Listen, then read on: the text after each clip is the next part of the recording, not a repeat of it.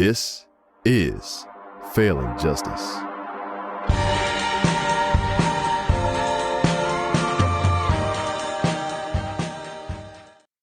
Good evening, everybody, and welcome to the Failing Justice podcast. I am your host, as always, Justin Carlson. I'm thankful that each and every one of you are here. I have my not yet co-host, but buddy, Preston Green. Yeah, we're working towards it. Yeah, we're working towards it. Welcome to the show. Thank you guys for tuning in. I had a buddy of mine text me, Mike Miller. I don't know if you're watching, but I'm going to call you out.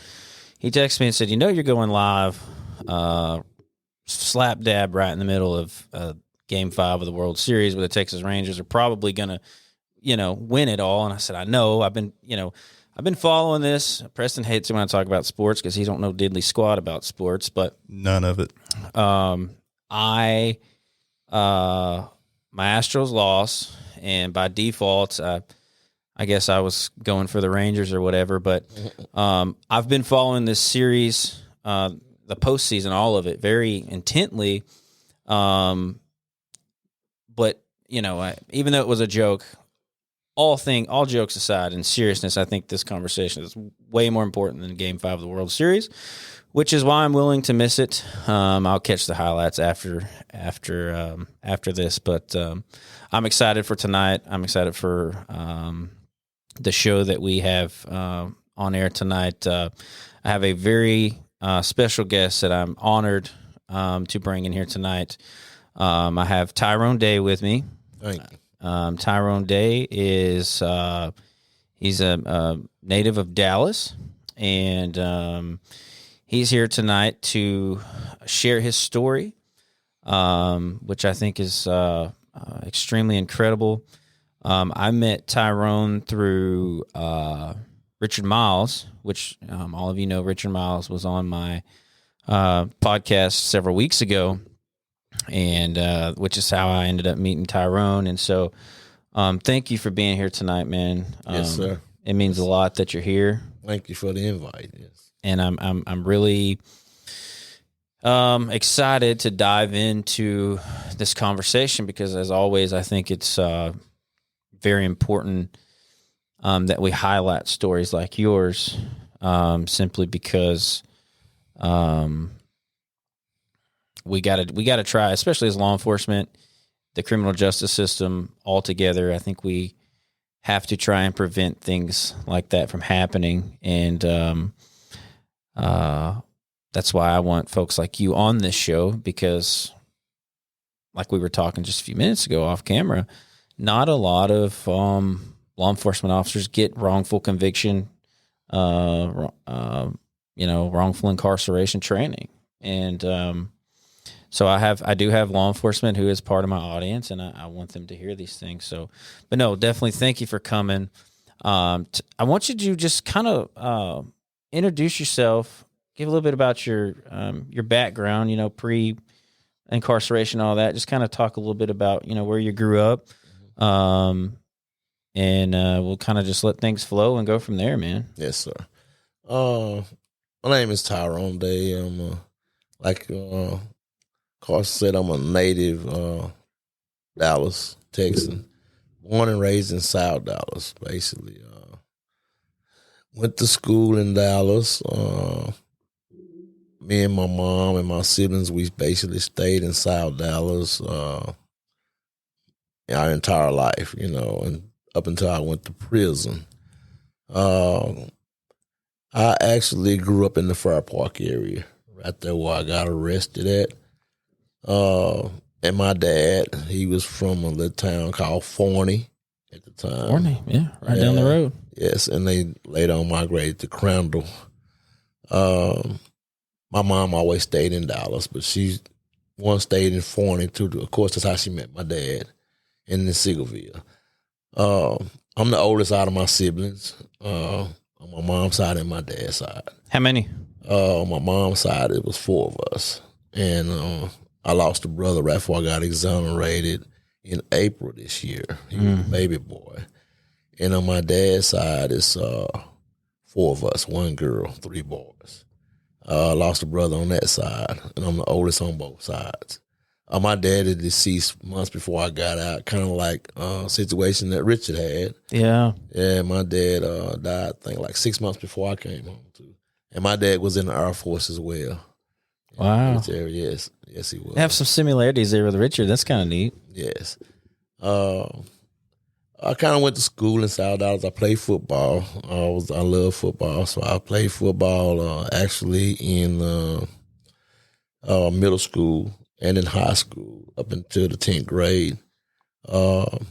Then my first child was born, Demetria, and later on started doing other things outside of school. So I had to get a job when she was born. So I went to work and I quit school. It's kind of like then I helped take care of my siblings. I had to babysit a lot because my mom, she worked almost 2 jobs. She had a part-time job and she had a full-time job where she done things as a part-time 2 or 3 days a week as well. But I had to be the one to stay around to do the babysitting, looking after my siblings. I pretty much grew up in South Dallas, basically working here and there at little stores in South Dallas. I used to do a lot of things at the neighborhood stores in South Dallas, stocking the boxes and with the sodas and all that little stuff like that. Done a lot of farming with my grandmother when I did go to Sigerville. I used to leave Dallas and go to, Crandall, a town called Crandall, Texas, and I learned farming from my grandmother. So I love farming. You know, I'm from Tyler. Oh, really? And so, Tyler's pretty close to Crandall. So, right. Not that far. Yeah, that's pretty neat. Yes. So I was raised up in South Dallas, like I say, and a lot of crime. I was raised up around a bunch of crime in South Dallas. But my mother, basically, she taught us the principles and values of life as a youth and as a child. And things that we faced every day right now is the things that we faced back then. The children in the community, well, you live by what you see, and pretty much if you're not grounded or not, I come from a single parent household. Yeah. So my mom, she put the principles out there, what have you, but the community almost near fit to raise the youth in that community. They see what they see and they use that, and they learn behavior. Coming on to, if it's not drinking alcohol, smoking marijuana, to doing drugs, to selling drugs. And not to say that all bad things come out of South Dallas. Right. Because we had some good examples in South Dallas. And we got some good history in South Dallas. My farm is in South Dallas. You think it's hard though? Like, do you think it's like if you're in that area and if that's what you grow up around and you see, do you think is it difficult? You think? I think it can be difficult if you don't have the correct guidance. Yeah, it starts in the home. Yep. Yeah, it starts in the home, and I say it starts in the home because I got what I got from my mom in my home. And when I say that right there, I think there's more opportunity for youth in South Dallas now. There's more things to do, even though they still have those same facilities as far as the YMCAs, which is going to get better. The swimming pools and the community centers or what have you. They're building around upgrading those particular facilities for the children, and then and there are not very many schools is coming up like it used to be. A lot of the schools that was there when I was growing up basically are turned into something else now. And we was bust out, but it's still a lot of opportunity there. And it's redeveloping South Dallas in general. The Fair Park areas, there's some good things happening there now. They redeveloping as far as the residential and the commercial property in South Dallas. South Dallas has a great potential. Yeah, that's good to hear. Yes. And I agree with you. I do think that it starts within the home anywhere you are. Yes. And it's hard, if kids have both parents or even one parent, I think they can consider themselves blessed, and it sounds like your mom is she still living now? Yes, she's still living now. And the reason why I say that is because I'll be kind of like proactive in what goes on in South Dallas. Sounds like you're very up to date, and Yes. I assumed with all the information you just gave that you were still actively involved in what was going on over there, and I think Yes. that's pretty cool. Yes. Actually, I'm a co-founder of Restorative Farms, which is in South Dallas. And I don't like to put it like South Dallas is just a food desert, but we're coping with food insecurities in South Dallas. And we're coping with the situation of making the provisions to provide healthier produce and viable and sustainable gardens and how would you say meals in South Dallas for people who can't actually afford those particular contents of what they want to eat as far as a diet to make them more healthier. You know, they need the substances out of the vegetables that's being grown, not the vegetables that's grown 2,000 miles away and brought into Dallas or to the, how would you say, the fiestas or what have you. And they travel miles with those vegetables. When they get there, the content is not what it is. So we're teaching people in South Dallas and abroad to grow in your own backyard. Yeah. Yes. Well, man, I'll be honest with you. With today's world, I mean, you see that stuff going on in Israel, and we just, it's like, it's so scary. You don't know what's going to happen. And I feel like having that in your backyard and teaching people and being able to do that, I mean, number one, it's probably healthier because you don't have all the chemicals and crap getting sprayed on the food. But I mean, just in today's culture and world, you just don't know what's gonna, you know. Yeah. Because we experienced, it was dramatic during the time of COVID. Yeah. When COVID, hit the States like it did, I think everyone can agree that it was a lot of fear put in the lives of people who was not actually the unfortunate one, but the fortunate ones as well. I mean, because when you go into the grocery store, there was nothing there. That very little substance. That's scary. There was no trucks driving. There was limited on truck driving. There was limited on import with the trains.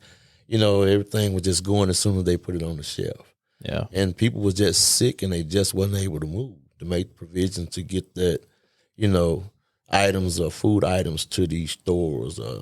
Even medicine was scarce, It was kind of like, and the hospitals was like bombarded and crowded with people. So you just mentioned what was happening over there with the war, what have you.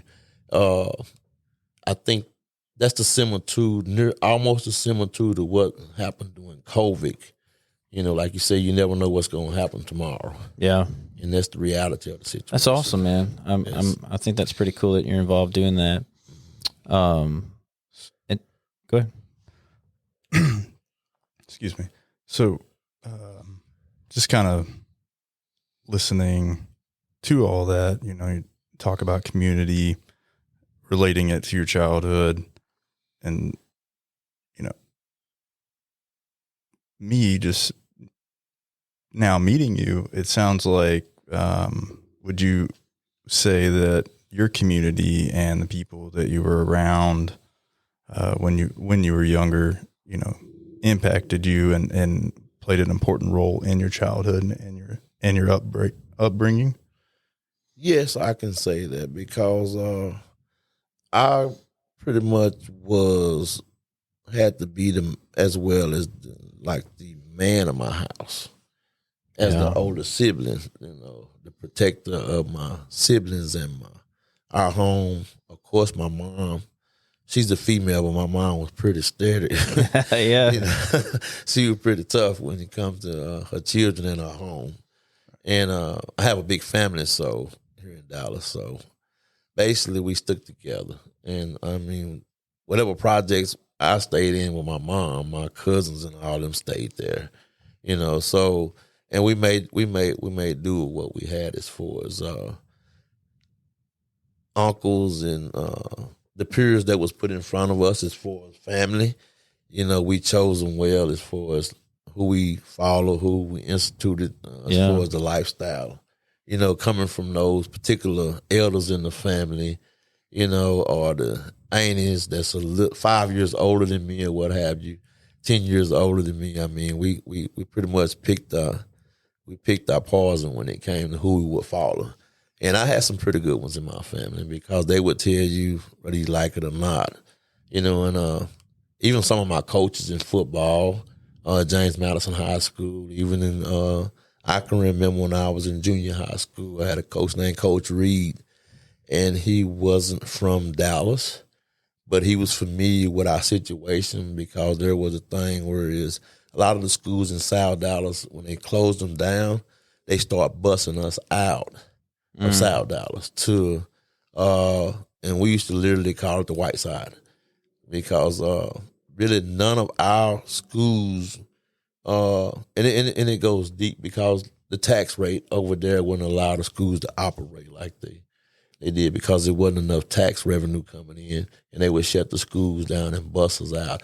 Just like now we have schools sitting dormant in South Dallas that, there's not enough money, they say, in the city, in that particular zip code, to be able to get those schools up to par or make them more than one elementary or two elementary schools that's in South Dallas. That's just so crazy to me, man. Just hearing that kind of here we are giving millions and billions to other places, man, and we have literally in our own country, in our own backyard, we're not taking care of our own people, right?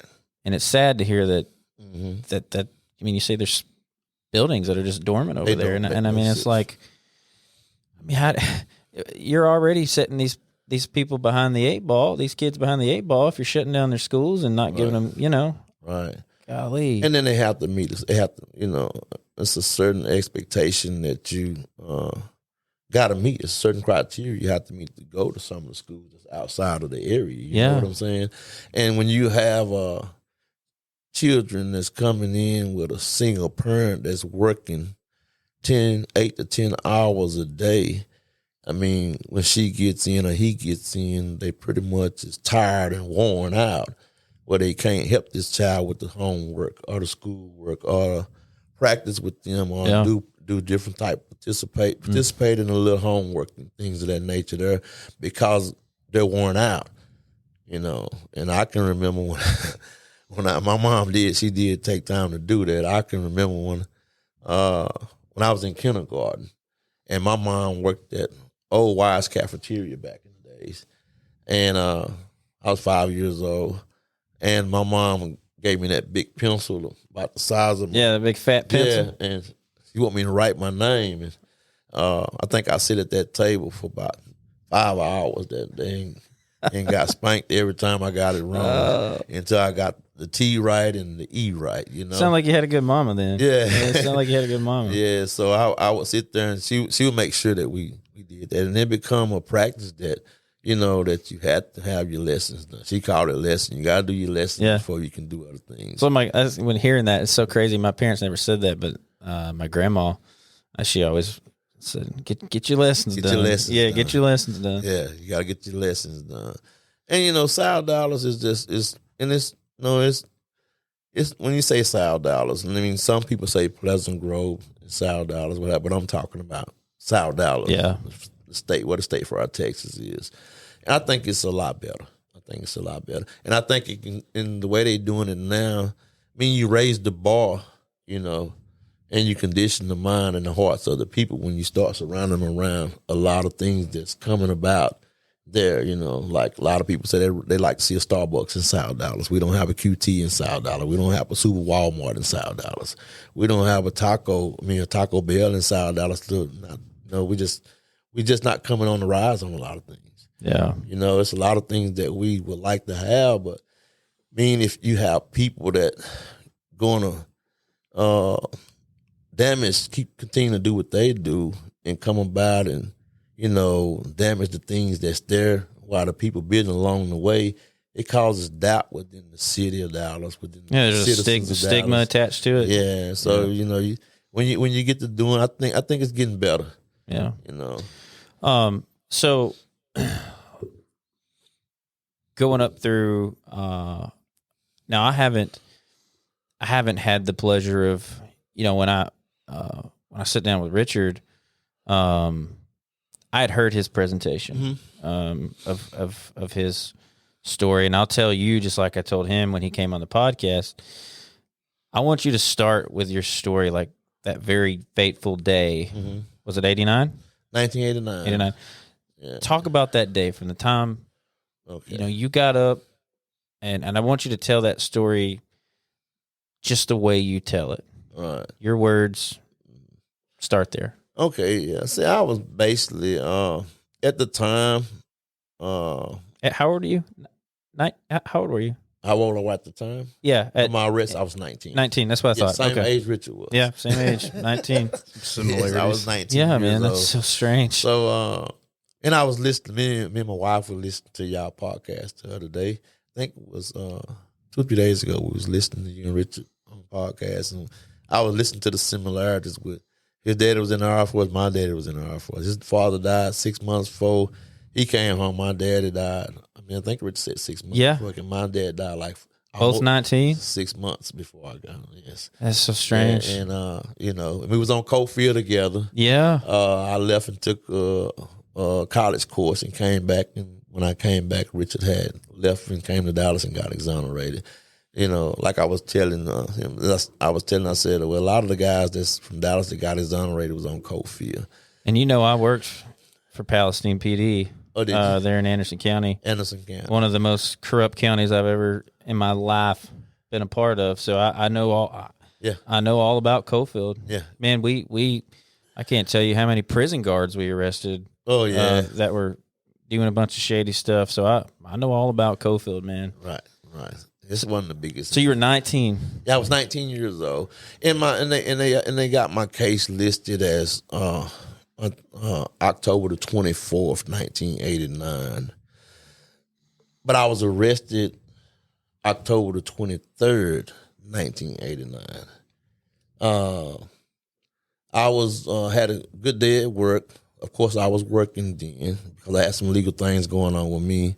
Then I was trying to afford. I had two daughters, Demetri Casey and Tyrone LaShawn. How old were they? They was actually Demetri was 3, going on 4, and Tyrone was like 1.5, almost 2 years old. And I was working for T&T Roofing at the time, and I was staying with a friend girl named Jean Austin in South Dallas. And I left her house. I stayed with her. I left her house. When the crime happened, I had to be in her house.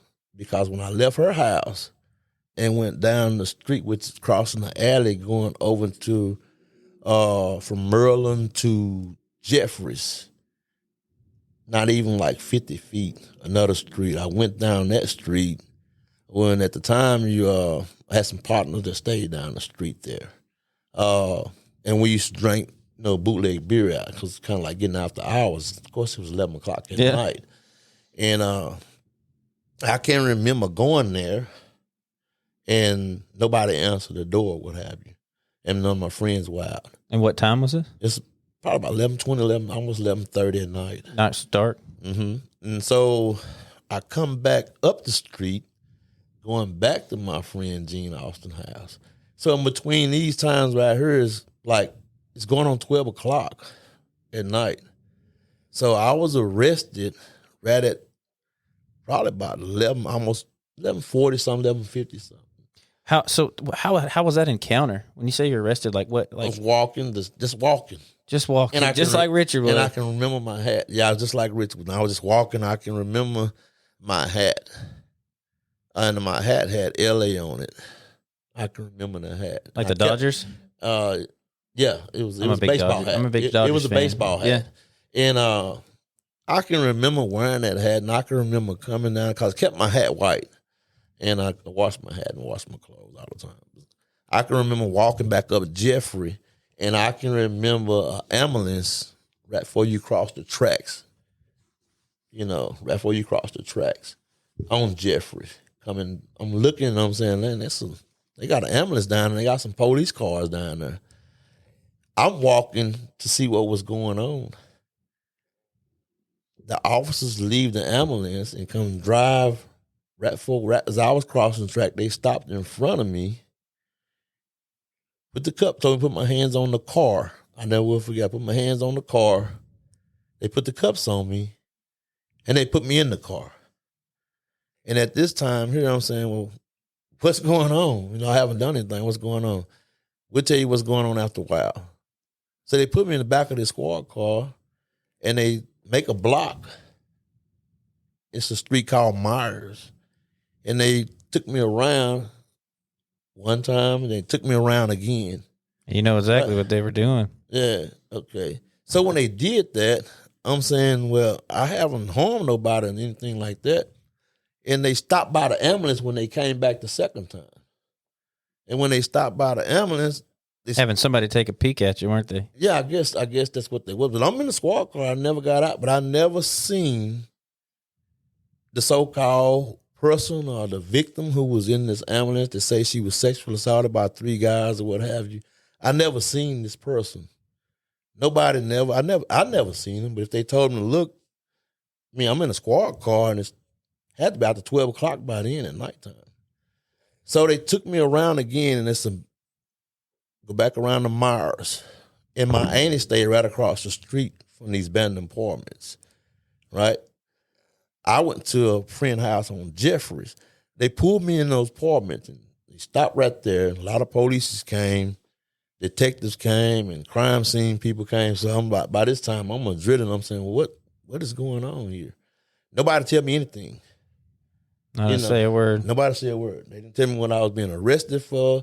They didn't read me my rights. They didn't tell me anything of the fact to the effect like you being arrested for whatever. I'm just sitting there in handcuffs. So when they got through doing what they was doing, and I remember they went to an apartment downstairs because they had the place lit up. So I'm looking, I'm saying, ain't nobody gonna come tell me what's going on. I'm 19 years old, and I'm kind of like freaking out. I'm sure. I'm freaking out. Like, I don't know what's going on. Like, I hope they ain't finna set me up, because that was the thing about South Dallas.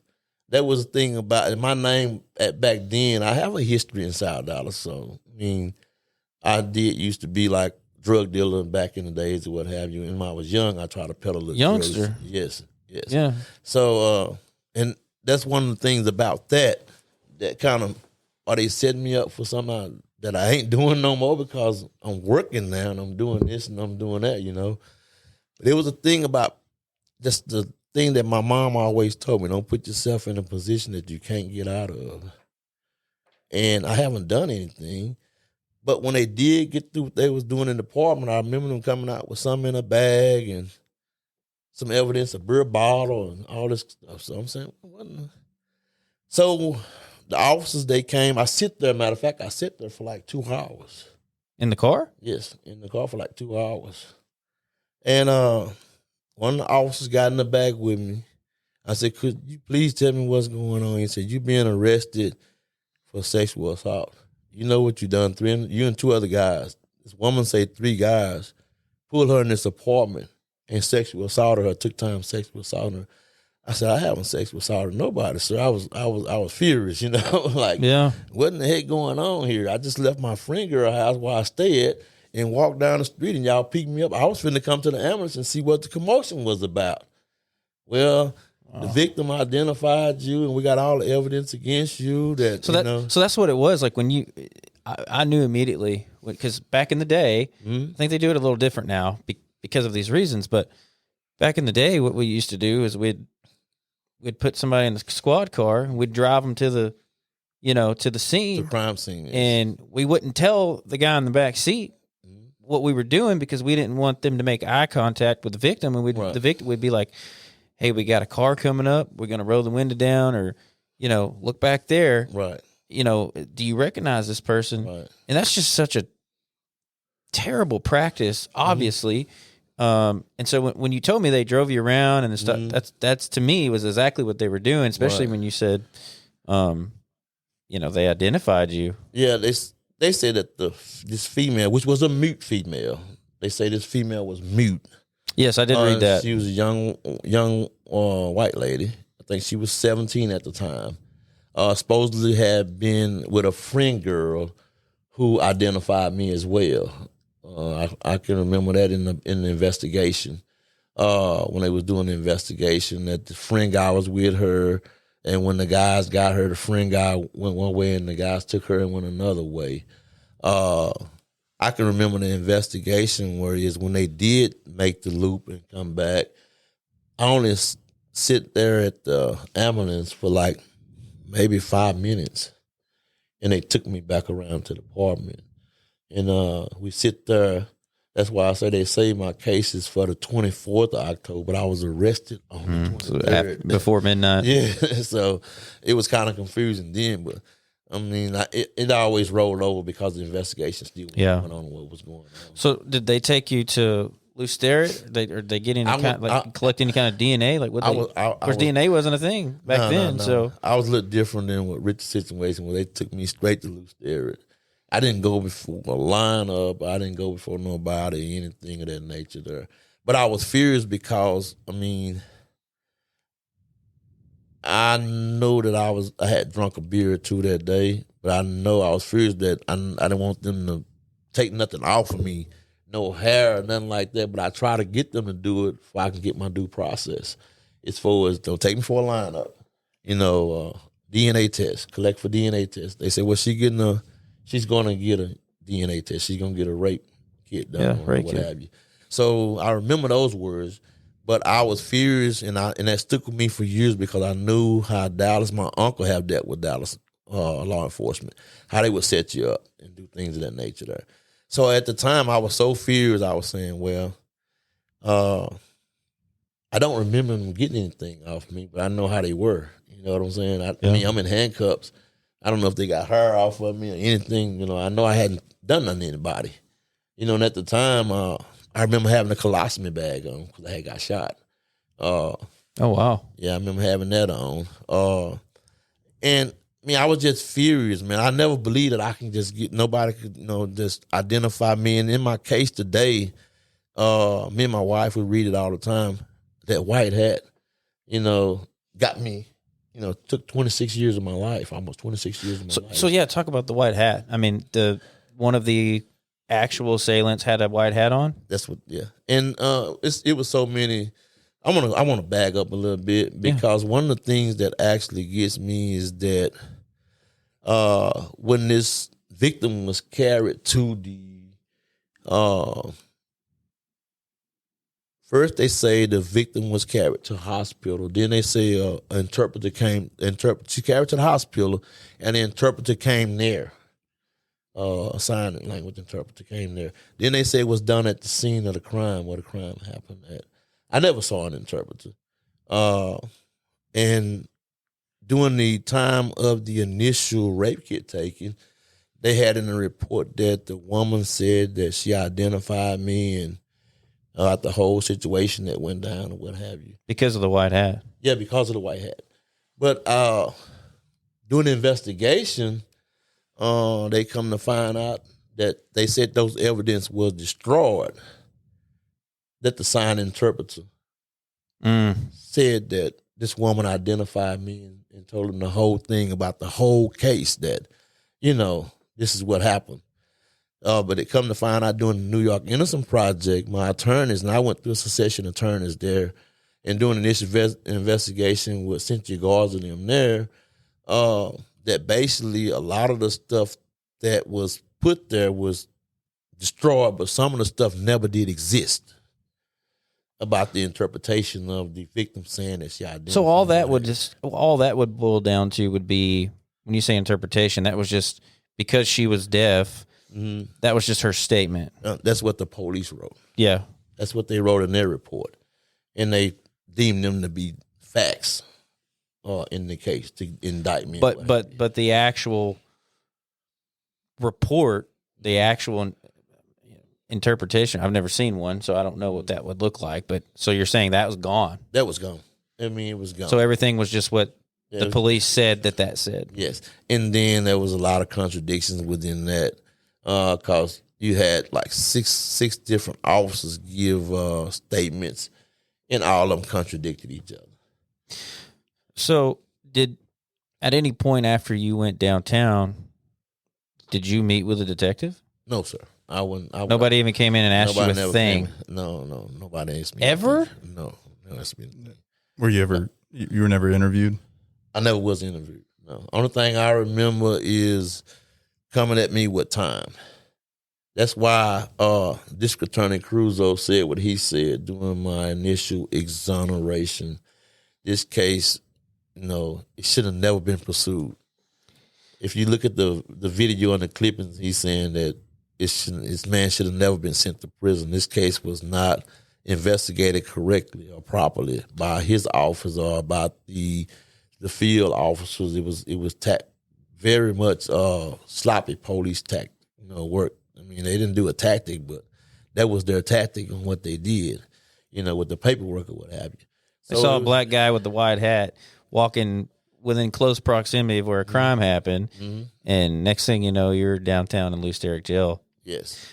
How much time went by between your arrest and you going downtown and then your trial? Did you?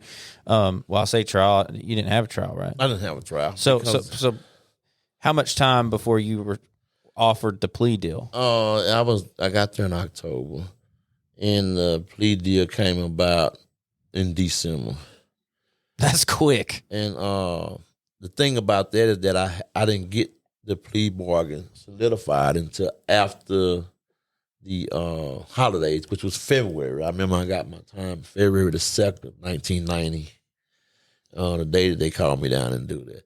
And I want to reflect on that because they had this public defender come in there and he tell me about, we got all the evidence against you. We got witness against you, which was the girlfriend and some more people, which I don't know how they say they identified me. And then this guy it was 3 guys done the case. Just like Richard case or whatever, it's 3 guys or what have you. I was the only guy ever arrested on the case. Yeah, so they never found the other. They never pursued him, no way. They picked me up and never pursued nobody else that night. Well, see, what's crazy about that to me, just, because I was a major crimes detective for a while, and just my thought process would be, okay, we have this guy. If we truly think he had something to do with it, right? And that's a whole nother conversation. We could break down of whether they thought you did it, like if they were just ignorant or if, they had malintent behind what they were doing, no matter what that looked like. But if they thought you were the one that did it, I would be in there sitting across from you talking about, hey, who are your boys? Like, right. And they just never did that. They never did that. I mean, I got arrested that night, went into jail, went through the regular process, and I got arraigned, and this was it. No, I never went for a lineup, which I requested, because I know I haven't done anything. I want to give any DNA I can give at the time. I told the officer, and said, well, they'll come and see you. They'll talk to you about it. I mean, I was just stripped out of my clothes, put in the holding cell, arranged, and actually went to the tank. Didn't talk to nobody till about up to December. And then when he did come, he was talking about. This is your public defender at this point? Yeah, he was talking about, they asking for 99 years and this and that. And I said, 99 years? He said they got all the evidence against you. And me, 19 years old at the time, like, what do they have? They set me up or what's going on? I really didn't know. You're 19. Yeah, I really didn't know. I'm from the hard knocks, but when it comes to law enforcement back then, I know the rules that they have. So I'm saying, wow, man, I said 99 years, and that's the part about it that, I tell my wife all the time. I said that's the worst mistake I ever made in my life. Well, yeah, because reading what I read, especially because the Innocence Project has you. And I wanted to talk to you about that because, and me and Preston talk all the time. With these freaking plea deals. Yes, yep. It's when, and not all of them, obviously, but to me, you get offered a plea deal, and you well know this now. I'm not saying anything you don't know. I'm just talking for the audience. You get offered a plea deal, you take it. Right. That's it. Yeah, that was my situation. Like you can't appeal. All your appeals immediately go out the window. Yeah.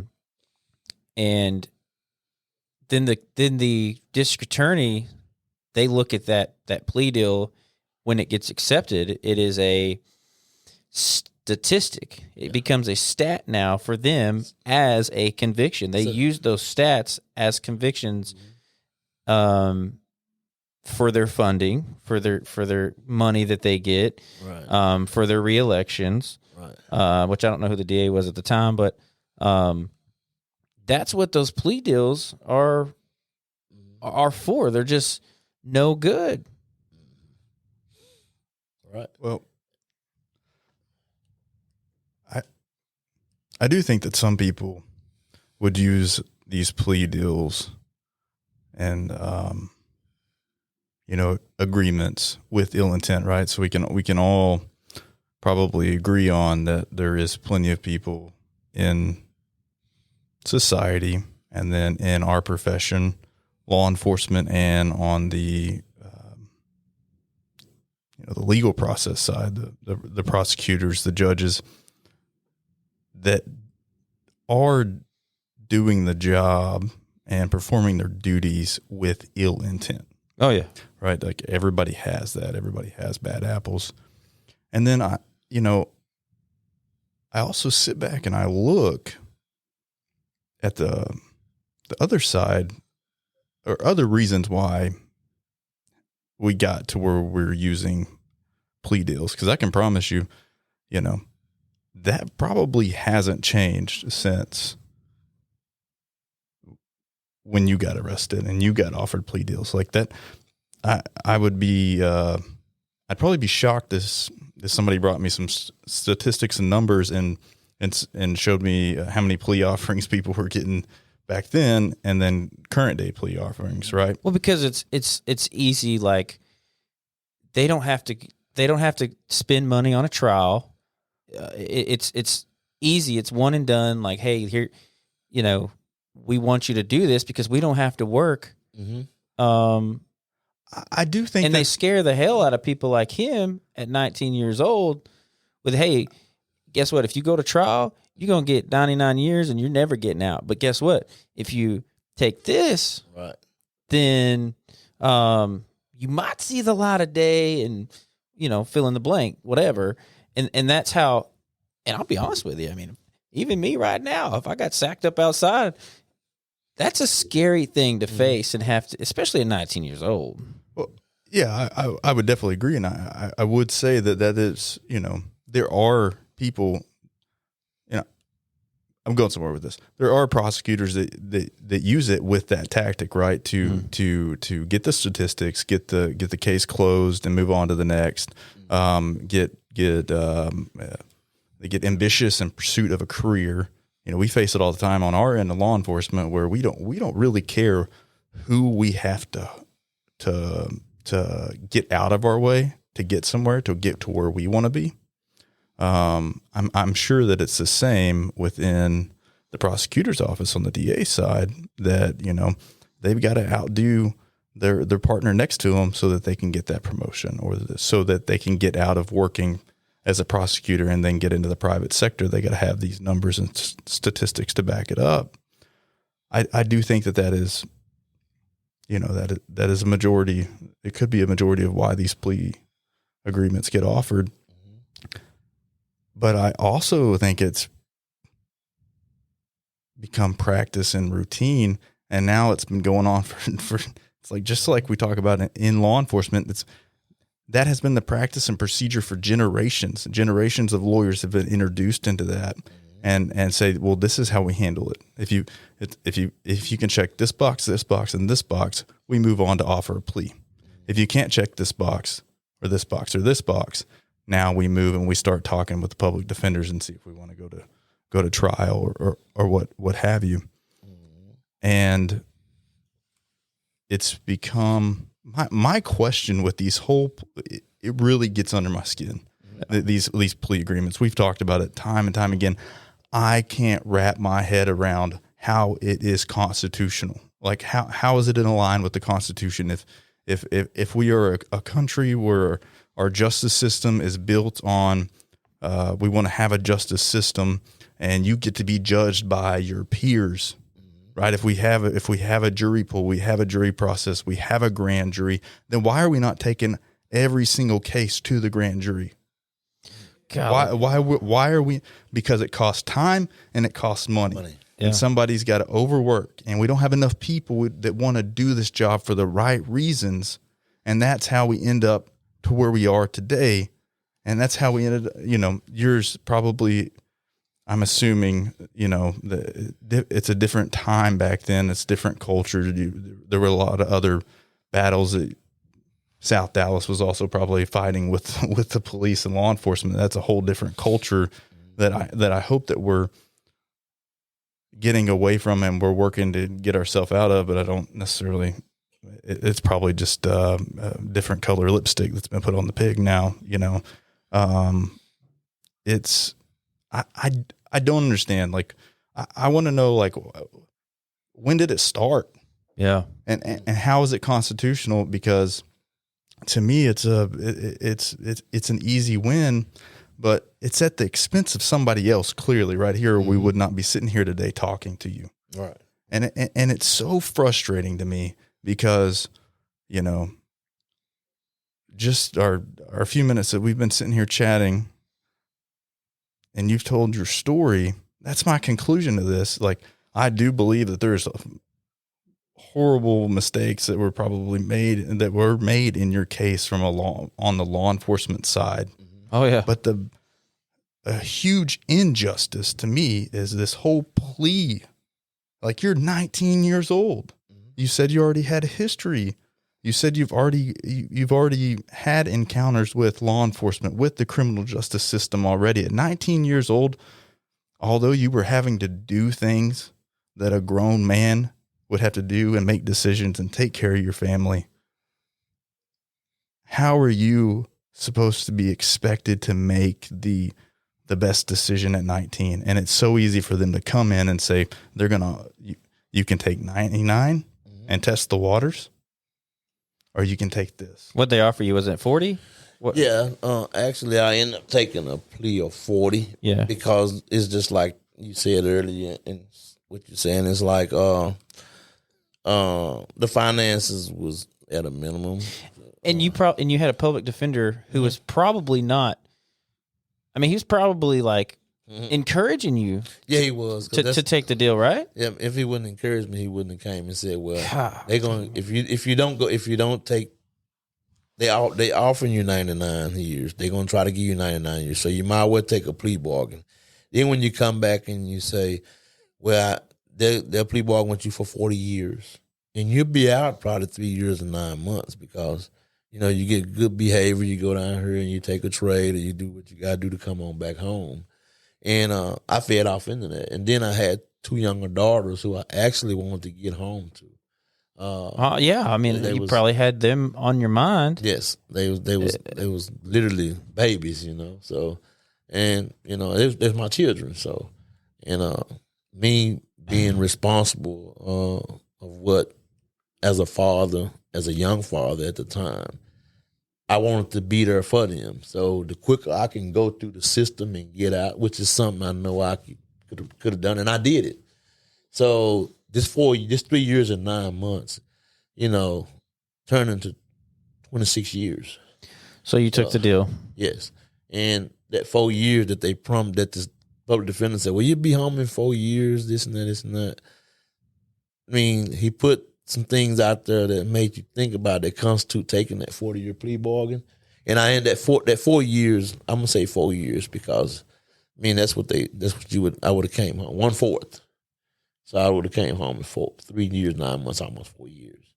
That turned into 26 years. And then I done another 8 years out on parole, so that turns almost 33 years, For a crime you didn't commit. For a crime I didn't commit. All because I had on a white hat and I was a black guy where a crime was committed, walking on the streets, don't even fit the description of whoever these 3 guys or what have you, but I supposed to fit the description of one guy, you know. And for years and years, the Innocent Project we done. I mean, I came to Dallas twice. I came in 2008, and I think it was 2012 on bench warrant. I came to Dallas the first time. I don't want to interrupt you. I want to back up because I want to make sure I got the timeline right in my head. Mm-hmm. When did the Innocent Project, like, what was the process with you getting in contact with them? And I assume somebody helped you write a writ.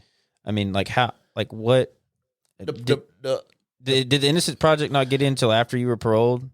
No. That's what I'm trying to figure out is what the timeline of that was. 2001, I wrote the Innocent Project. Okay. I wrote the Innocent Project after. And this is 10, 11 years in? Yes. And I've seen the O.J. Simpson case on TV. And I was kind of captioned by DNA in the O.J. Simpson case. Then Barry Scheck ran across my mind with Benjamin School of Law, New York Innocent Project. So I wrote them. And it took them like a year to give me a response. That was in 2001 when I got the response. I still have the card right now. I showed my wife the card when I wrote them. And here it is. My first thing of going back was in 2008. I went back on bench warrant in 2008 to Dallas County. And this is like 7 years later.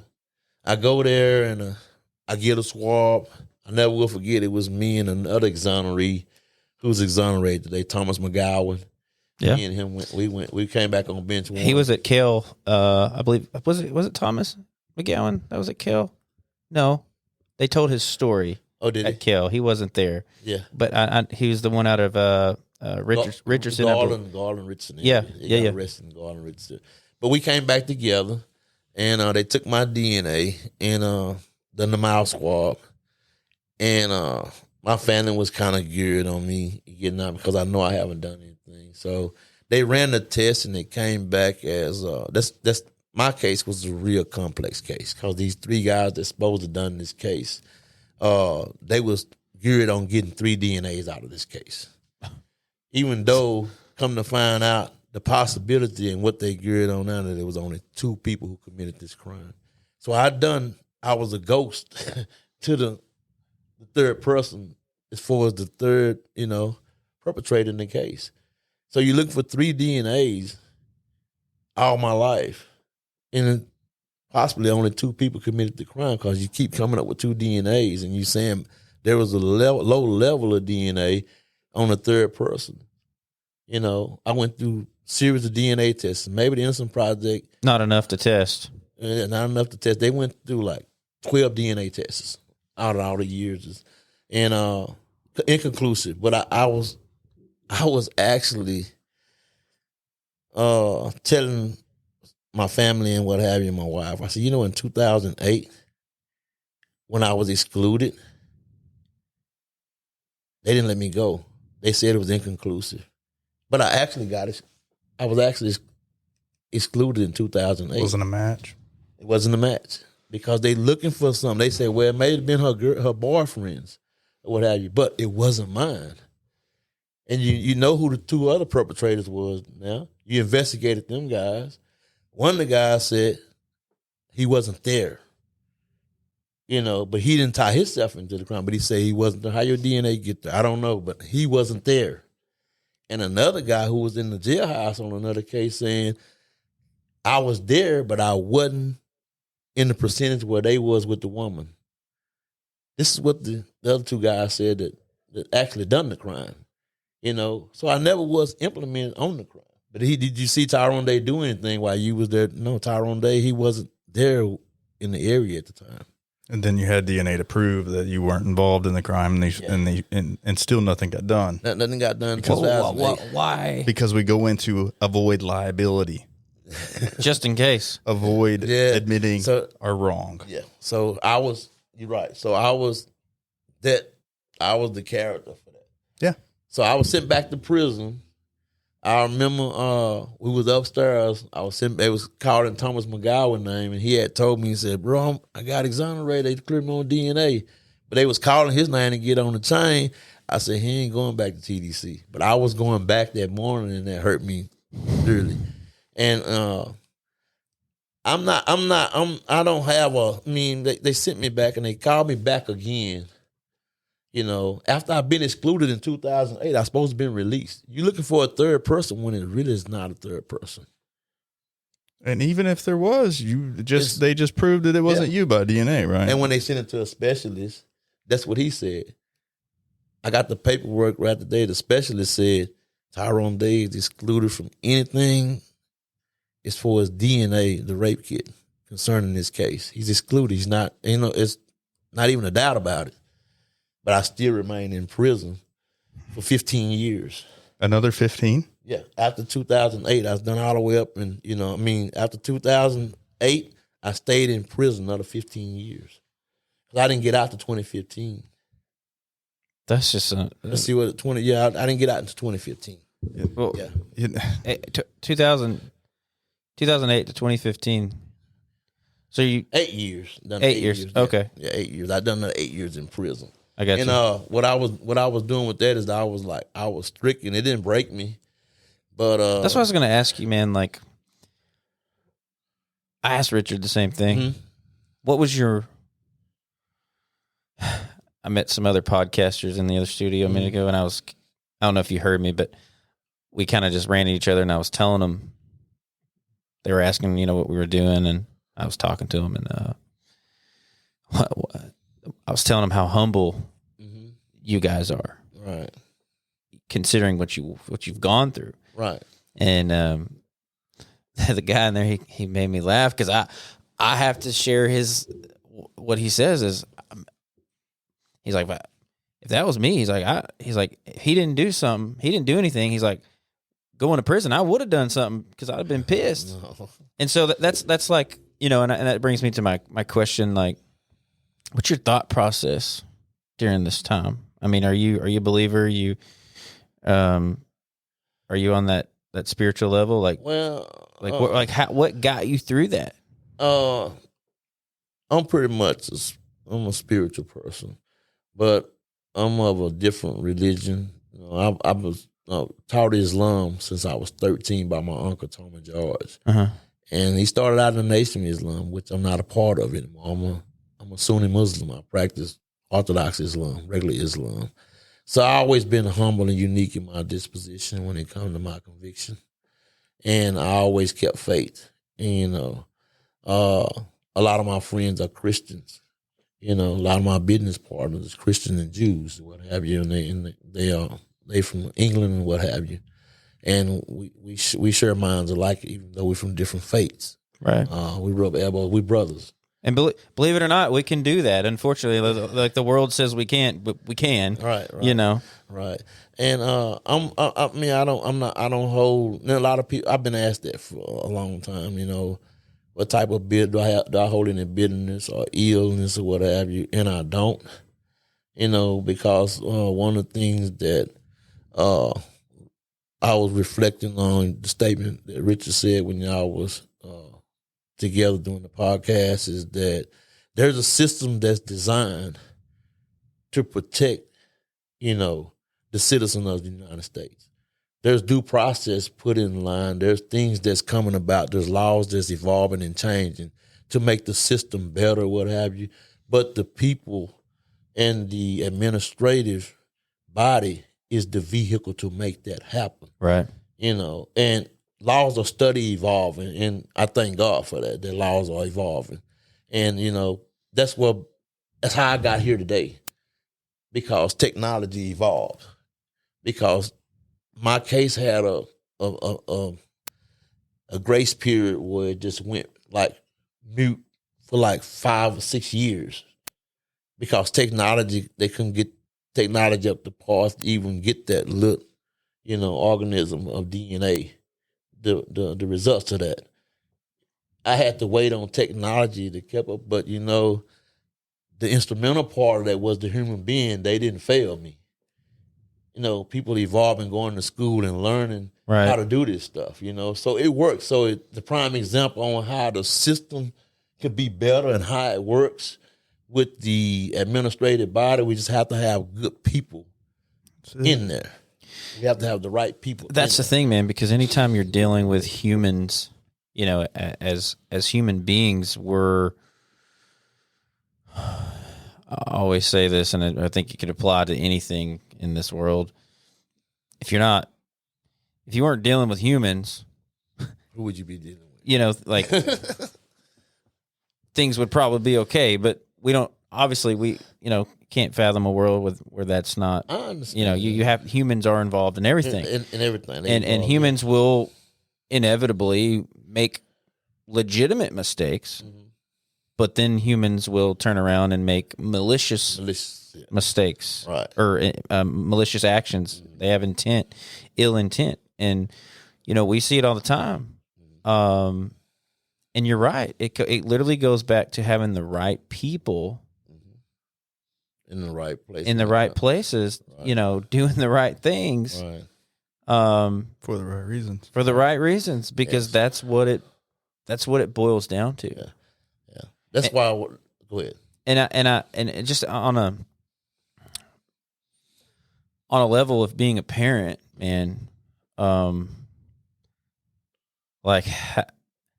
did you keep in contact with your daughters during all these years? Where are you at with that now? Me and my oldest daughter, we have a great relationship. And I would like to say that my youngest daughter, that we had the best relationship. But at this time, she has some issues with my absence being the absence as a father. Yeah. That she's not able to accept that this happened, okay, and it was a burden to me like it was a burden to you. God brought me through what I had to go through to get this far. So you went through what you went through, but I'm here now to be a father and a friend, and to my grandkids as well. But you can't hold me in contempt for being out of your life because the system failed me. Because this is all still pretty new, right? Yes. Like the official thing didn't come down until May of this year. Yes. Yeah. So we're talking 5-6 months ago, right? Is when like the world can believe, it's that Tyrone Day is innocent. Yeah, like my oldest daughter said, exactly. Even while you were on parole, right? Even though you were working with the Innocent Projects, even though there was no evidence, even though it was a bunch of crap, you still had to wait until May of 2023 for the world to say, look at Tyrone Day. He is now exonerated. He did not commit this crime. 33 years later. And 15 years later, how would you say after the fact, being on parole and everything, that's 15 years. Because that parole was... Yeah, it was, my parole, that was part of this, it was a journey for me and my wife and my children and my family. And my wife and my son, they was the go-to people here recently because, you have to register as a sex offender. You can't stay where you want. I couldn't stay with my wife for years. I stayed with my uncle. You can't leave the state. It's a lot of things you have to do. You got to register every year, and then you're going to get a driving license for a certain part of you. Then you got to go to these classes, and it's like, it didn't humiliate me. It didn't define me because that's not who I were. That's not who I am. But I went to those classes and went through the sex offender classes and listened to these stories, and this stuff is real. Because people are actually doing, all this type of things, online or whatever. This stuff is real. And some people took, like you say, plea bargains because they was put in situations to be, now they registered as a sex offender. I listen to stories like that. Innocent other guys that had to take a plea bargain because of the situation. But I had to go through all of that. And I can stand to say and attest to say that, you know, it was a journey because I got arrested twice in 2022. Was it 22? 22. I got arrested for not registering. God. And I spent 1 day in jail. I got out on bond on that. Okay. And I contact my attorneys on that. But the last time I got arrested for staying supposedly at my wife's house, and I stayed 21 days in jail and was let out 4 days before Christmas. And you already knew that, like, it had already been proven. Well, he was waiting on the official I was waiting word. on the process. That's all. Yeah. I was waiting on the Waiting court on of the appeals. process. Oh, they hadn't even found at the Court of Appeals yet. I was waiting on the process, and to go to the Court of Appeals. But it was already cleared, and I was already just waiting on paperwork, you know, for my attorneys, Vanessa Parkins, and the rest of the team, you know, Paul Janender. And what's the other one? What's my other attorney? I forget his name. He's out here in Dallas. A lot of them work with they work with me, and they stayed on it the whole time. Basically, the whole time I was in jail, I was like, my wife was calling them, and they were staying on it. But you know, You're waiting on other people. waiting on other people to push the pen. I stayed. That's all it took. waiting on other people. Yeah, Gary Udishin is one of my main attorneys that, you know, he broke the barrel on this case because when the Innocent Project in New York, they have so many cases. And then when they came, Gary Udishin, Paul Janender and team, Vanessa Parkins and team. When Vanessa, she said, well, we got a lot going on or whatever. And they pushed this case. I mean, I literally went through the Innocent Project. I think I went through like 9 attorneys in the whole time I was with them. And numerous of law students, probably 20 or 30 law students and paralegals during the course of this. And, you know, my case it was a grandfather case. It's like it was so old. It's one of the oldest cases in the Innocent Project in New York to be resolved. And when it got resolved, you know, it was so many people in higher places that were so happy. Like some of my attorneys are judges now. Some of my law students are attorneys now, you know. And, you know, they were so literally saw their careers transform while waiting on. Yeah. Wow. And Can we pull that picture up? You know what picture I'm talking about. It's the iconic picture where you've got, who are those people on the right and left of you? Oh, like right here on my shirt. So it's on your shirt. Yeah. So it's on your shirt. Who are those people? This is my wife. That's your wife. And this is my lead attorney. It's your lead attorney. And where were you in that picture? Coming out of the jailhouse, coming out of the courtroom. Where at? May the 24th, right here in Dallas at Luce Dairy. And that's when you got the work, like Frank officially Crowder. a judge declared you. Yeah, actually innocent. How did you feel in that moment? Oh, man, I can't describe it to you. I was so freaking happy. It was a day that I just couldn't sleep. I was waiting on it to come. Yeah. And I was so happy, like, it's finally happening. But what's so obvious is that after all of these years in prison, I used to dream about that day happening just like it happened. I had dreams, and I said, that's the way it's going to happen. My family going to be there. I even said that I was going to be, I said it, and I don't know. I mean, God is great. But I said I was going to be number 44. Then I tell you that. I told that 3 years ago. I said, I'm going to be number 44. I was the 44th Dallas exoneree. Yeah. Wow. Yeah. Wow. Why 44? What was? It's Just like a vision. Like it was a vision to me. Yeah. Yeah. Yeah. And then That's my wife, amazing. And then out of you know, we thinking of history and doing things like Obama was the 44th president of the United States. So black president came, and I said, oh, number 44. That's why I wear it with pride. Yeah, that's pretty cool, man. Yeah, so that's amazing how you had that vision and then it came to fruition. Like, I love that picture, you man. When I was so happy that day. I know, man. You could just that picture just brings so much joy because I remember I texted you and I was like, hey, do you have a picture that you want me to use on advertisement? Because I put the advertisement out that people are going to be on the show, or whatever. Right. And in my mind, I was thinking, I was like, I kind of hope he doesn't have one because I want to use this one. And then when you said, hey, just check Google. And I was like, oh, okay. Like, I'm going to use this picture because, like, to me, man, that just says so much. Like, you have 26 years in prison, 33 years total that you had to accept what somebody else said about you. About me, right. Police officers, Yes. prosecutors, public defenders, judges, people who raise their right hand like me and Preston have done. Right. People like us, you had to accept,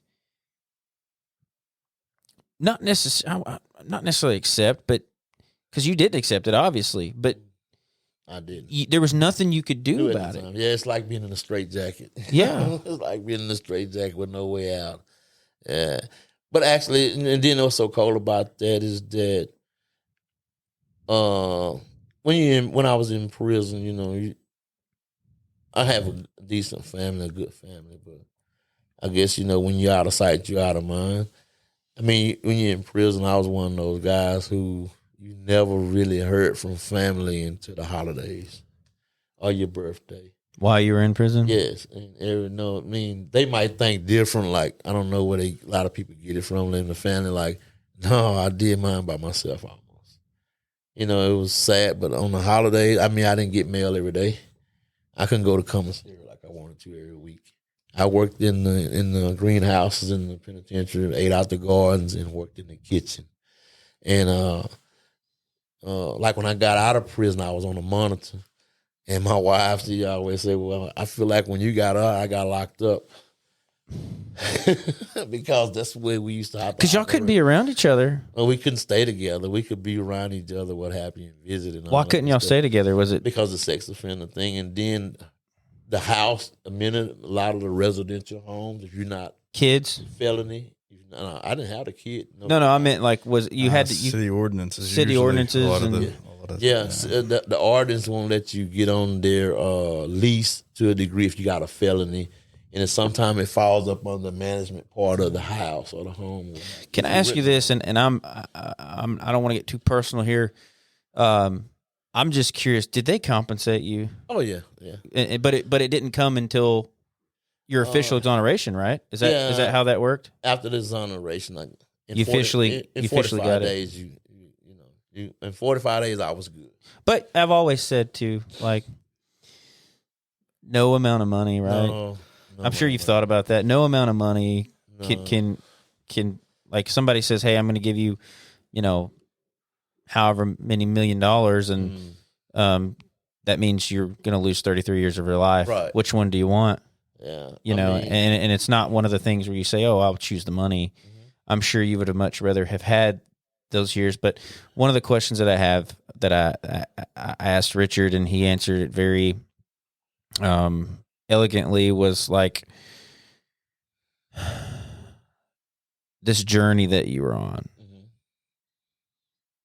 Mm-hmm. And I've been through some stuff, but it doesn't hold a candle to this. But I look at some of my hardship journeys. I look at them as they happened because of where I am today and what my mission is going forward. And when I asked Richard this, he said, I'm trying to remember correctly, he says, I said, do you think had this not happened to you, do you think your trajectory would have changed? Like he said, and he responded, he said, I think I would have been successful, but not as impactful. Mm-hmm. So do you share those same feelings? Like because. Yeah, because I share those exact feelings and concept. And I take that to heart because it's personal with me, like it's personal with a lot of exonerees, especially Richard. I probably would have just went and played football and been a ball player and been successful as a ball player. But my role in the community and in the criminal justice system on being a vehicle on these type of settings or what have you, I probably wouldn't have that knowledge or even be interested in joining these type of settings. I wouldn't even know about, probably I know about the criminal justice system, but as far as things about wrongful conviction or what have you, that wouldn't have been one of my things. Probably wouldn't have been one of my things.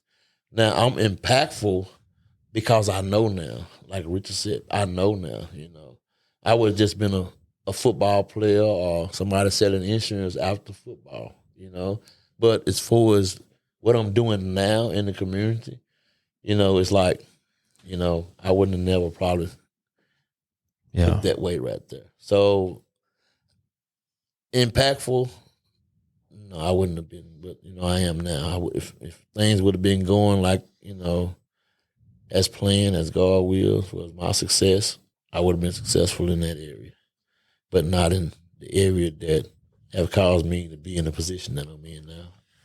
Yeah. And I want to talk about the Dallas Conviction Integrity Unit. Mm-hmm. How do you feel about that? Well, how do you feel about that program? I feel like it's a great program. I feel like it's great. Cynthia Garza does a great job, and and she put in a lot of work when it came to me, and I used to ask my attorneys, I got investigated by her and her assistant. So I used to have this thing where it's a matter of trust. I didn't trust the system like I wanted to, because when I said, well, this woman here, she's there and she's a district attorney and she's criminal integrity, whatever. Why is she willing to help me? Is she really trying to help me?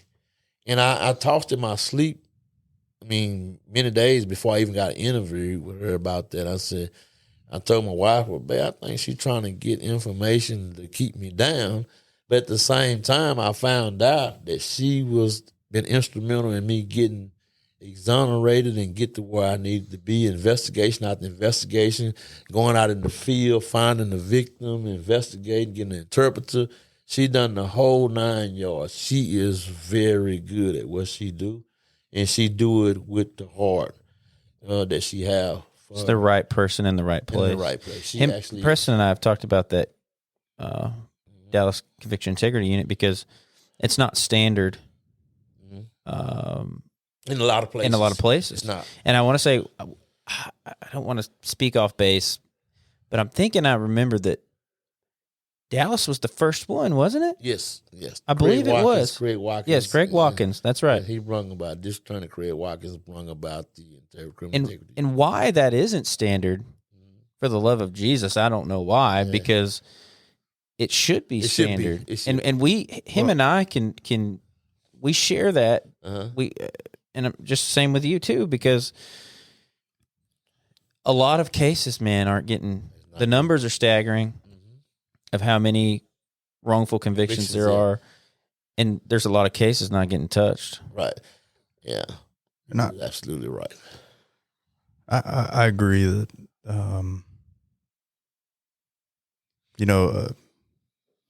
that type of unit or function within our system should be standard and required.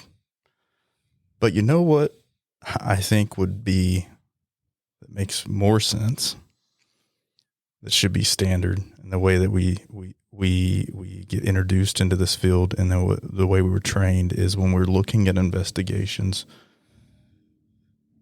when we're working cases, if you take the approach and work just as hard to prove that somebody's innocent. Exactly. Because here's the thing. If somebody's guilty, if somebody did the crime, you're not going to be able to prove, in my opinion, it's much harder to prove somebody's innocent than it is to prove that somebody's guilty if they're guilty. They're guilty, right. So and that's a culture mentality thing, and I think it goes back, law enforcement. I can't speak so much from, the prosecutor's perspective, just because I don't have a whole lot of exposure to that. Just from the stories that I hear, my interactions, thus far in my career, it's listening to your story is just, it's moving in multiple ways. One, I always go back to, like, there's things that you're saying about your life, and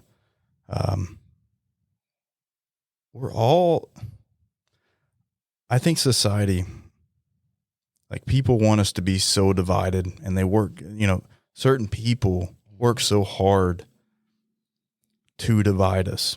And if you're, whatever, on the spiritual side or faith-based side, you could look at that as, we're always working against evil. I think it's different now because I think there's so much else at play that's been happening for decades and generations, and honestly, probably since the inception of our country and what we know, right? So we always think that we're so different, but we're not. We're not. You were 19 years old and when you had your first daughter? I was 15. No, he was. 15. She was like almost 4. Yeah. She's almost 4. So, I'm over here listening to your story, and you tell me that you're 19 when all this is happening. And I'm thinking, when I was 19, I just found out that I was about to have my first child, unplanned. Right. And that was, for me on my story and my life, that was a turning point for me that honestly, it unraveled the next 3 or 4 years of my life into some really troubling times for me. Right. So I'm sitting here thinking, like, 19 and then 19. And then there's just so much that I think that if we do what we're doing right now, we take the time to just sit here and talk and have a conversation and be vulnerable with each other and listen and build that trust. We really see how much that we're really not, like, we're more similar than we are different. Right. But that's not the way society sees it or wants it to be that way, because in my opinion, I have multiple opinions on why that is. I think a lot of it has to do with, I think there's a war on your wealth class. Like, people want that division. I think about that when, you were talking about, South Dallas and the community and the struggles, and, it's no secret that that day, I'm sure that racism played a whole lot more than it does today, right? But we still face that battle. I think in any environment, in any profession, you're going to face those battles. I would like to think that, or at least my interactions with the people that I work with and I know,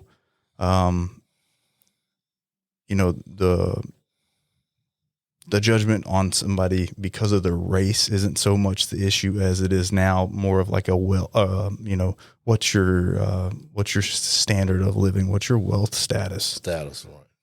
Yeah. And it's so everything just, to me, it seems like it's so fueled on money, right? Mm-hmm. And greed.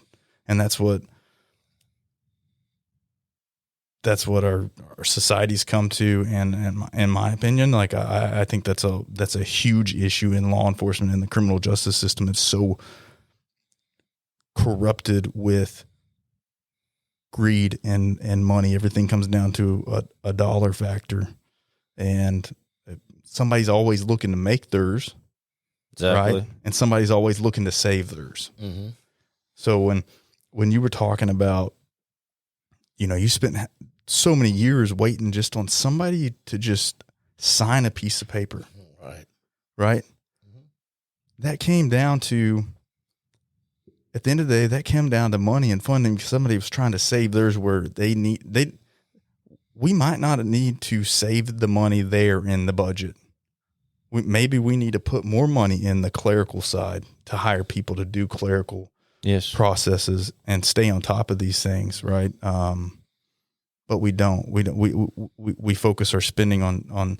There's just so many. When you first started telling your story, I was sitting here listening to it, and you're describing the things that the officers did. And, it's hard. I'll be honest. I've been a cop since breakfast. I was telling you that about before the show, right? That's something I always say is that I've just been a cop since breakfast. I'm just a baby cop. Like I don't have a ton of years on the job, and I don't have all that experience and knowledge sometimes to know how we used to do things because I'm still in a phase of my career where I'm always learning how we're supposed to do things and what we're supposed to do. So I can't relate so much to what the practice was then. Was that the normal practice? Was it normal procedure, the way they handled that? I would like to think that we've improved it now on some of the DNA stuff and normal procedures and protocols that we have in place when we start investigating sexual assaults. Obviously, we fail somewhere. And then we get and then you get further into your story. And I'm sitting here thinking, but I think that we still make decisions on certain aspects. Let me say, procedurally, I think we've improved. I do think so. When it comes to the heart and the culture, which the culture is surrounded by the heart, we have not improved very much. No, not in law enforcement. Yeah, that's procedurally, yes. They don't do things like that anymore. They don't just pull up in a squad car and say, "Hey, take a look." It was foreign language to me. Some of the things I've done it. Some of the things you were saying, I'm like, I've never heard of this in my life. Yeah, we used to do it, man. This is the shit I see on TV. Excuse my language. I try to remember this is family friendly, and then I sometimes I just get a little passionate, But I'm like, what? Yeah, they would do that? Yeah, that's what we used to do. It's true story, man. Yeah, and so I say procedurally we've improved, but when it comes to the heart, generationally, because you talk about racism, socioeconomical status, like we haven't. I don't think we have. But I could say that as a society as a whole. Right now, we're living in some really weird times. Sure. Right? Like there's so much going on, and I think it comes down to, I think as humans, right? Just individuals, like, you take everything else away. You rip everything else apart. Your race, your sexual orientation, who you love, what church you go to, what you believe in, what your aspirations are in life. You strip all that away. I think that we all look like we're designed. We look towards something. Give me something. Give me something to believe in. Give me a direction to go. Give me a purpose, right? I think that we all do that. And I think that that's currently where we're lost. It's because we have so many things coming in and like when you have that missing, you're going to be kind of like when you were describing the community and the influence, like you have to have those good influences, because when it's not there, because we're human, because we are who we are, we're going to grasp on the first thing that extends its arm out to us, whether it's right or wrong, whether it's going to be a good influence or a bad influence. That's what we're going to grasp. And then until somebody shakes us and wakes us up and says, don't do that, we're going to continue to make the same mistakes. That's why I always go back to it's a generational thing. When we look at the issues in law enforcement and the criminal justice system, it's until somebody takes the whole thing and just shakes it and said, you have been doing the same thing, getting the same results. you might change it. You might tweak it a little bit here, tweak it a little bit there. We might change it and adapt it to who's currently holding political positions in the country, or what the latest fad is, or what the latest, the trend or whatever it may be. Like we may change it just a little bit, but I'm talking somebody's going to have to shake this thing. But listen, you're right, because same results, all these, so many years, same results. Look how many of these exoneration cases starts with what?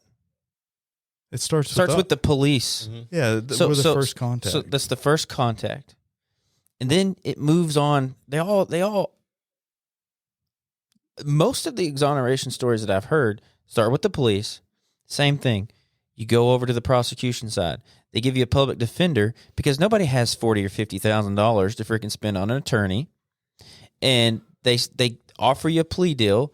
And even if somebody doesn't take the plea deal, you go to trial, and it's like, look at this guy, look at what his history is, That's another thing. And it's the same thing. The police make a mistake. The prosecution side doesn't care. They're just looking for a stat. And you're right. Nobody is shaking that up. It's always the same exact thing with every one of these cases. And the thing about it is it's what it's costing. We talked about, I made a similar connection last week when we were looking at that use of force, right? And I said,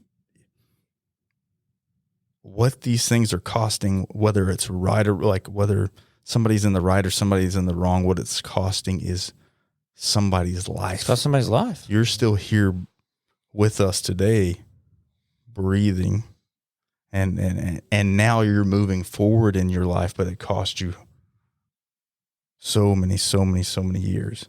So I think until we start with realizing that everything we do, every decision we make in this profession and in this system is affecting somebody's life, and that holds value, because right now it doesn't hold value. No, because I'd be discouraged at this thing. It's like I told you, can't change. We don't get this kind of training. When I met Richard at Cale,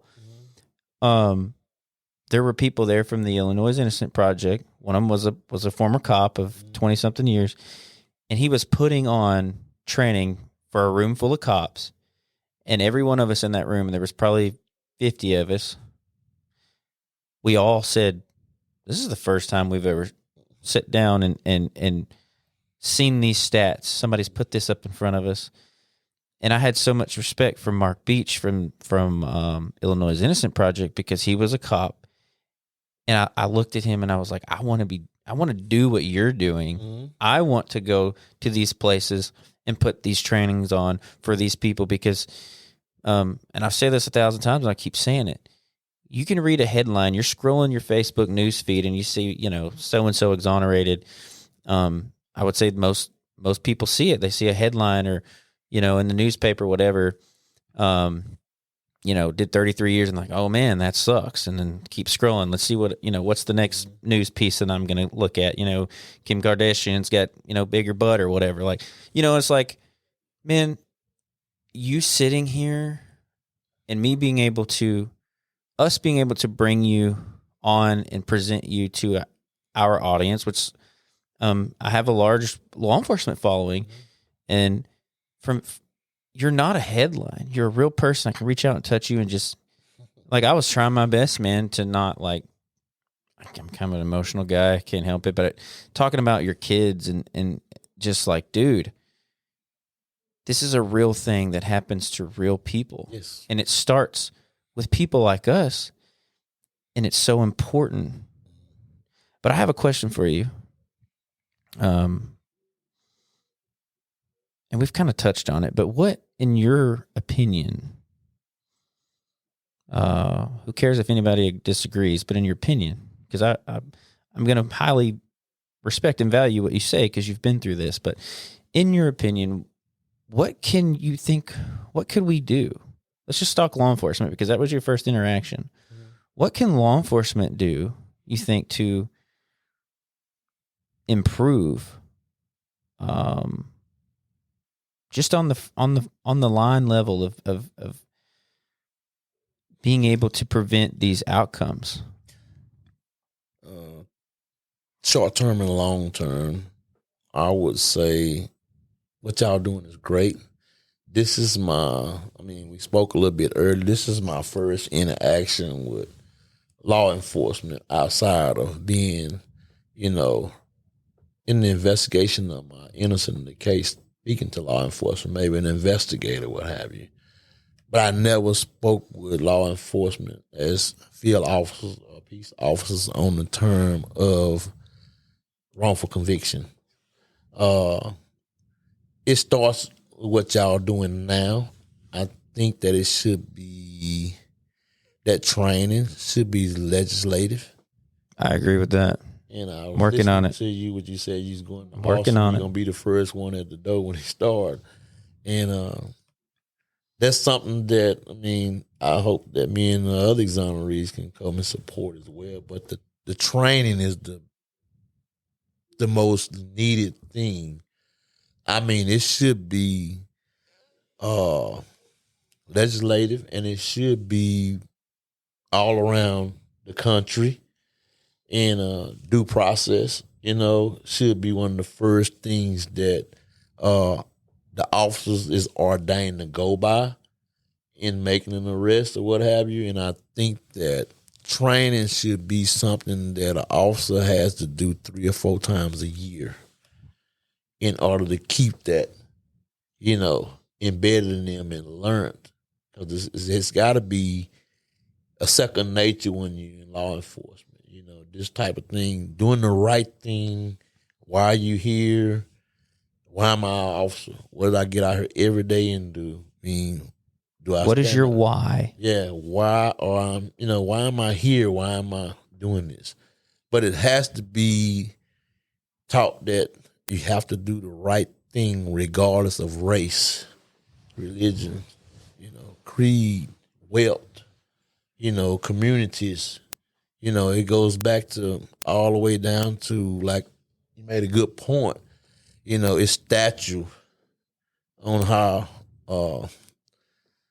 in the years and coming up that law enforcement, they ordain their tactics by communities.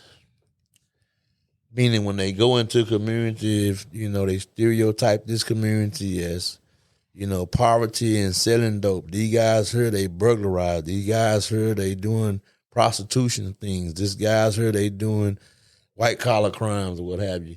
So, need to break that cycle. Stop stereotyping people just because you're in South Dallas, or just because you're in Highland Park or Las Colinas, or Frisco. Just because you're in these certain areas doesn't, you're absolutely right. Or because you've made a mistake. Or because you made a mistake in your past. In your past. Mistakes don't define. Yeah. Mistakes don't define you. That's right. And I think that's a key. Yeah. And because the second chance thing is one of the great, because you do have law enforcement that is proactive in, like, for instance, they have programs for, there's very few programs. That's why I love Richard programs so much. I'm so glad you brought that up. That was one of my questions that I want to ask before we get off here because I don't want to make anybody mad. How did you link up with Richard? Was it just because? So y'all were on Cofield together. We were on Cofield. So how together. did you? He started miles. I don't know when he was exonerated in. I want to say, was his 08? I think it was 08. Yeah. So 08. Yes. So you still did some years. Like, how did you link up? And then you went through his program. Mm-hmm. I want you to talk about that because I love what he's doing with Miles of Freedom. Because obviously you're a success story from that. Right. So talk about how y'all linked up with that. Well, personally, I have not in the law library when Richard has been there in prison, what have you, and then we never had really vague conversation or nothing like that. I just remember, and Benjamin Spencer was there to give, a word to the right in the law library with directives on, who needed help here and there. On the unit, he was known for being like on TV, for being wrongful convicted or what have you when I came there. So it was a lot of us waiting on to get exonerated on Cofield, and we went to other places and came back. Like I said, when I came back, Richard was gone. But Christina Hashler was one of my biggest supporters, advocates for my innocence, besides the Innocent Project and attorneys. She had a thing called Dallas Can Do Better. And 8 years of my time, when I came back in 2008, when she didn't even know me, I didn't even know she was following my case. And I know she was with Ben Spencer when she said, I want to come and see you, and I want to be one of your biggest supporters. We're going to get through this and that, this and that. And I said, okay, well, I didn't even know her. So I put on my visit list, and she came to see me. And she stood by my side and supported me and numerous of guys in prisons for years, sending us newspapers, making sure we had the necessary means as far as hygiene with funds or what have you to be able to do what we can do in prison. But when I got out, and I heard a Richard program through the prison system, through to somebody else on pre-release. But when I got out, I had a monitor on. And when I mentioned Miles of Freedom, that was besides going to the mosque, that was the second place that they would allow me to go. Miles of Freedom, yeah, you can go there. I mean, because you go in there and they was resourceful. I mean, I learned a lot by going. I mean, it was on Fridays, and I was able to get out on my monitors. When I put Miles of Freedom on, I'm able to go, and it was resourceful. It had all the means to help a guy getting out of prison, getting your ID card, doing your resumes, learning how to fill out applications, learn how to present yourself in the interview. And, it went on and on, computer literacy, they taught you all. Then you had a case manager to work with you. Then they, it was competitive compared to what I was used to in prison. Is like, they challenge you, like you want to do something with yourself. We here are the resources. So I went there and I was able to go there and I stayed there, Richard a while before I got on the lawn crew. I started managing. I worked on Richard's lawn crew. Then I started being the lawn crew manager there. And then I started my own company while I was working another job at Nogales Food Produce. I worked there, and then I worked there at nighttime, and I worked with Richard during the daytime. And, the program is awesome. It just done so much for me. And I send guys there right today. I send 2 probation officers that was at my farm the other day. Me and one of my business partners sent them the Miles of Freedom because they looking for work for guys that's on probation, and they're also looking for them to do community service and be able to get employment possibly, because Miles of Freedom, they dress you out and put you on the bus and in the van. They take you to job sites where you can fill out the application to job fairs or what have you. Because so I gave them that directive. What is the system doing?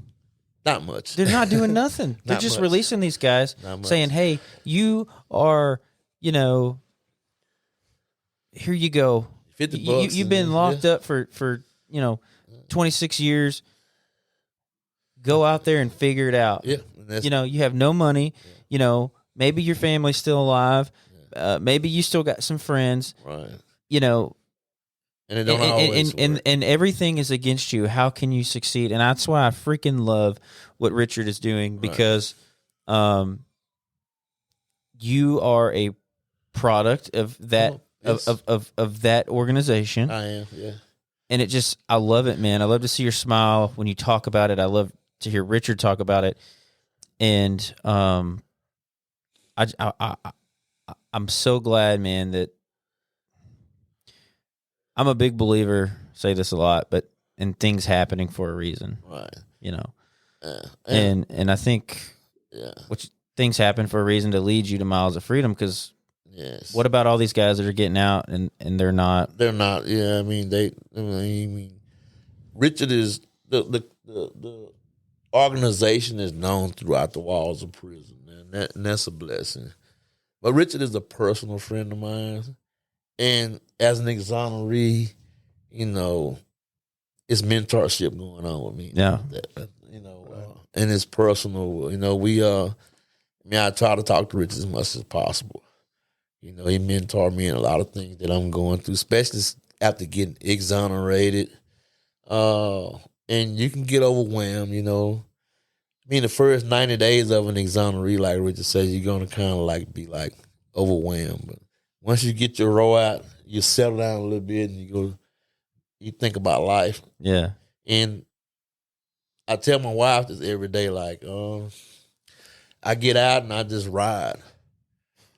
Since the exoneration, I just get out and I just ride. I'm free. I'm free of all, restraints, Yeah, man. Because I wasn't free on parole. All you're doing is getting released and you still have stipulations, and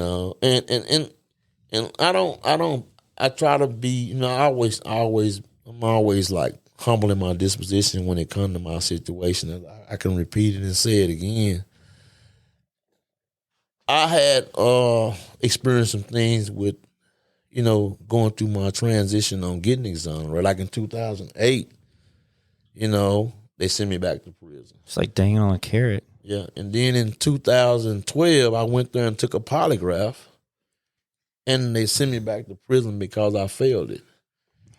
And some of those same people that was in office then, up under Craig Watkins, and I don't hold bitter with it, some of those same people come to exonerations now that knocked me down and sent me back to prison have yet to stand before me and say, congratulations, Tyrone Day. And I see those people all the time. I tell my wife all the time, he sent me back in 2008. It's the same guy that's here now that's on innocent project boards and things of this nature. He have yet to step to me and say, Mr. Day, I was wrong. Or Mr. Day, we made a mistake. We should have went a little further with your case. They never stepped. They walked right on by me like I don't exist. But that did happen. I don't mention names, but it did happen. Right. And one thing that happened in the Centilio case is that the police department chief police came down. And he came down, I was saying, well, maybe he came down because they made an arrest on his case. Remember, his case was the first case that they actually made an arrest on the actual perpetrator. But he came down on behalf of the police department and spoke for Santilio. But in my case, he didn't come down and speak on behalf of the police department and say, well, even though I wasn't here at the time, my department was wrong, this happened, or what have you. He didn't do that. And I feel like, my gosh, we got to hurry because we're running out of time. But I feel like police chiefs, even if they were a baby at the time, you should come as a representation of that department and say, look, exactly, this is what we don't want to have. We stand against this, and we want to, better our department. Mm-hmm. We congratulate you on your exoneration. And we are in your corner anytime you need us. I feel like that's what should happen. That's the right thing. That's the right thing. Yes, sir. Would be. I think that goes back to culture. Yeah. And we're deeply rooted in a culture where we avoid being vulnerable. And that would require being vulnerable. And I will say, since we're ending, I just want to end with this. Before the show, we got a minute to chat just a little bit, and I told you that before Justin started doing this, I had never really seen this side of it, right? I'd never really seen or taken a good look at the prison system, the wrongful convictions, and how these things can impact people's lives, right? Because I have been. He gets on to me all the time because I feel personally like I have this personal mission, like it's a fight that I'm not willing to lose, and it's to make a change in our profession. And so I've heard Richard's story, but sitting here tonight, listening to you hear it, and sitting next to you does something different, doesn't it? It's I will say it's been emotional. Yeah. And it's been moving, in a way that will only, I think, strive me to do better at pursuing what we want to do and seeing a different side of it. We have to focus on the whole thing, and we do need to look at where we've gotten it wrong, and we need to listen. And this training is very much needed. Think if just this couple hours, how it's impacted me. I'm current full-time law enforcement, and this 2 hours has impacted me where I will do my job differently. I will take a moment to pause at certain times. I think that if we did that and it was mandated and we did it on a large scale. Yeah. I had spoken in Plano a few months when Richard was out there. I think I spoke, and one of the things that in line with what you're saying is that what both of y'all are doing is that for the law enforcement, the field officers, and everybody that's in criminal justice, as far as the attorneys and public defenders, everybody who was there. My thing is that when you have a person that gets arrested for a crime, we are depending. I was one of the people who was dependent on my public defender. I was dependent on the judge to do the right thing. I was dependent on the investigator maybe to come up with something, what have you. So when we petition the courts or when you arrest somebody, what have you, make sure that you're doing the right thing. Make sure the evidence is turned in correctly, because the person becomes a dependent on you to do the right thing as far as law enforcement. That's a pledge that you made as law enforcement. And when you locked up, you're locked up. We are dependent on. We became dependent as an innocent person. I was dependent on law enforcement to do the right thing, and that's one of the things. And I told my man, it was so ironic that Richard's daddy was in the Air Force, and my dad was in the Air Force. My dad told me they're going to do the right thing, son. 2 days after I got arrested, like Richard's dad was telling him, they're going to do, Because that's what you should expect. That's what you should expect. That's what you should expect, and that's what you should get. Right. That's the expectations. Correct. And I want everybody at Kell to know that this is what we look forward to. I mean, you can arrest somebody and they can call you 10 years later to attest to something that was evidence that may was lost, but they have to, if you can remember, they only might go on your word to turn this case over. So we got to get it right. It starts with the field, like you say, but that training is very much needed. People are dependent on you. I hear guys all the time where they say, my arresting officer, they waiting on to see can they find my arresting officer, and this guy's case is 20 years old. Maybe he'll remember, maybe he's still in good health where he can remember what happened that night, or they lost all the paperwork to this case. They lost the evidence. They don't know what's going on with it. Can you remember what happened this night? My attorney didn't remember anything.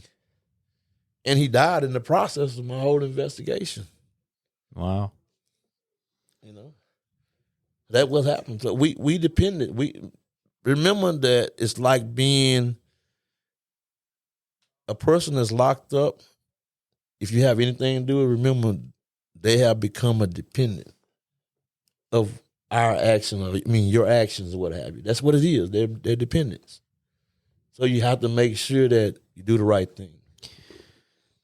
We're out of time, guys. We got to wrap it up. But listen, thank you for coming.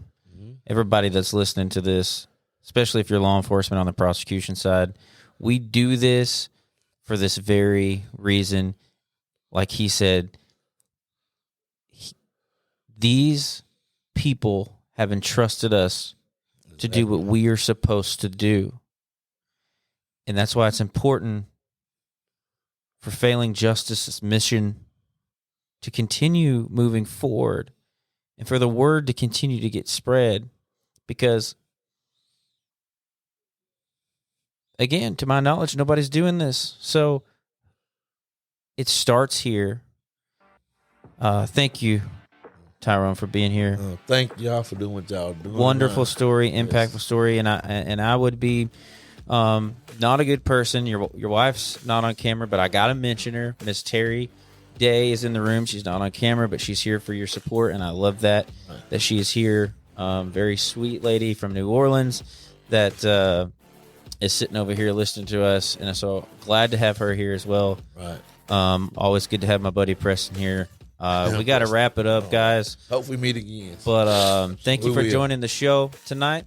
And remember to follow us on all of our platforms at Failing One Justice. We've changed our website.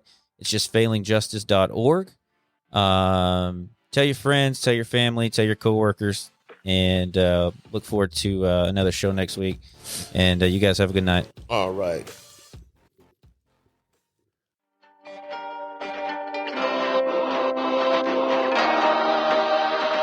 This is Failing Justice.